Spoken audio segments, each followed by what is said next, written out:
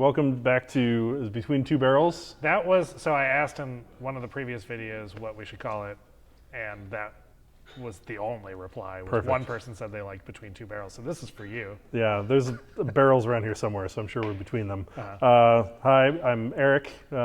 This is Josh. I'm still Josh. You're still Josh. Yeah. Today we're going to be talking about two beers. The first one we're going to talk about is our newest Extinction Event.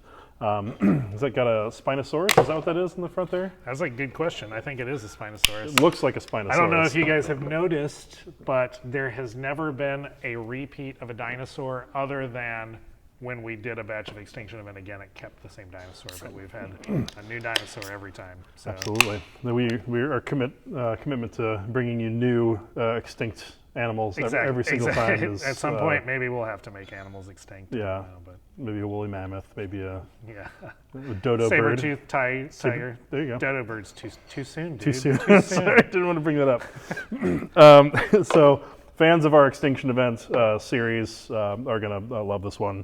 Obviously, we continue to rotate, try the newest, greatest hops, focusing on those Neo-Mexicanos hops. That it's really, really fun and interesting. And it's great to be able to do something new every time. A lot of people ask us why we don't do a year-round hazy, and we do.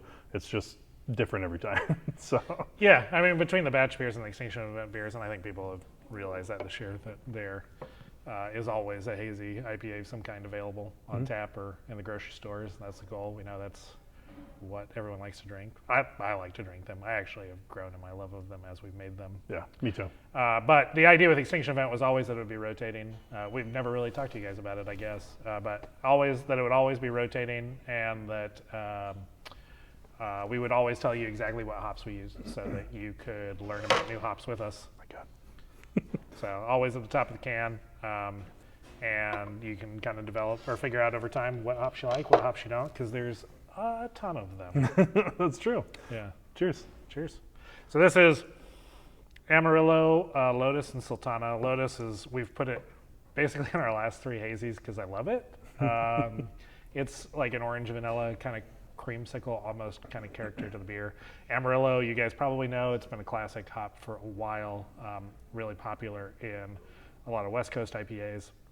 Very citrus and like resinous, orange citrus and resin character from that hop. And then Sultana is a new hop to us. This is one of our, it's been around for a bit, but it's one of our, this is our first time trying it.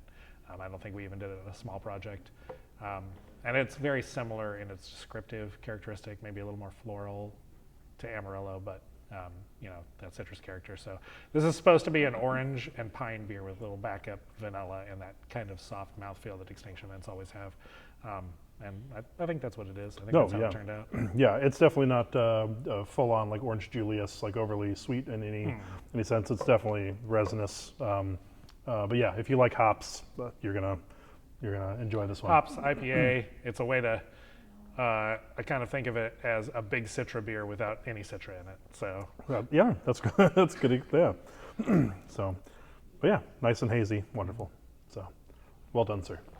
And we've got another beer coming out as well. This is kind of a bonus beer this week. Bonus beer. Boom.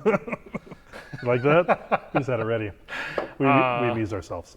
Exactly. So this is, you guys may or may not have heard there's a pandemic this year, and it's made some things a little difficult. What? I know. So one of our sort of COVID beers we decided to brew was this Imperial Brown, and the idea was that we would mostly barrel age it. And then we'd have a little leftover. So we haven't ever made a big brown ale. For those of you beer nerds that like Cigar City, think of something like their Maduro Brown. That's the idea. This isn't as like chocolatey or quite as rich as that. Let Eric kind of talk about what he gets out of it. But yeah, no, I as a person who loves Belgian beers, I love Scottish beers, I love big malty beers. This is really, really nice. I get a little bit of brown sugar, maybe a little bit of honey, a little bit of almost tobacco, but very, very subtle. The hops are noticeable because it's big Imperial brown, but this is quite lovely. The color, it's like chestnut. Is it a mahogany? It looks like mahogany. It's wonderful. It's glorious. But yeah, as the temperatures are changing, this is really, really nice. So I'm going to enjoy this one. This one's draft only. You pretty much, it might make it out to distribution, but you're probably going to have to come to the tap room to pick Most this one likely up. tap room. There's only a handful of kegs. Like I said, the vast majority of it went into barrels, so that's something else to look forward. The idea, we actually did 3 projects with this. So if you're one of the people that actually stayed to the end of the video, you get to hear. We have a blackberry rye barrel-aged version of this. We have a cherry rum barrel-aged version of this, and then we got some bourbon barrels, added a small amount of cherries. We're going to add oranges and have a local business develop kind of a vermouth stand-in to make it like an old-fashioned or a Manhattan type of bourbon barrel-aged beer as well out of it. So Finally. three kind of fun. What's that? Said finally. Finally, yeah, finally, yeah. Three fun projects out of this beer, Yeah. but in the meantime, drink the stuff that didn't make it in the barrel. That's true. Cheers.